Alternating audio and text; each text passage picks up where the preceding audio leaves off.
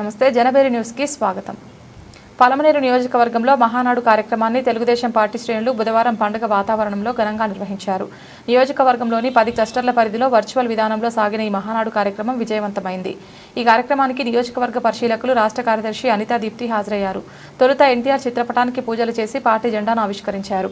ఈ సందర్భంగా ఆమె మాట్లాడుతూ తెలుగు జాతి ప్రగతి మరియు తెలుగు ప్రజల అభివృద్ధి కోసం ఆవిర్భవించిన తెలుగుదేశం పార్టీకి మహానాడు అనేది కేవలం పార్టీ కార్యక్రమం మాత్రమే కాకుండా పార్టీ బలం, త్యాగం, క్రమశిక్షణ, సంస్థాగత స్ఫూర్తికి ప్రతిబింబమని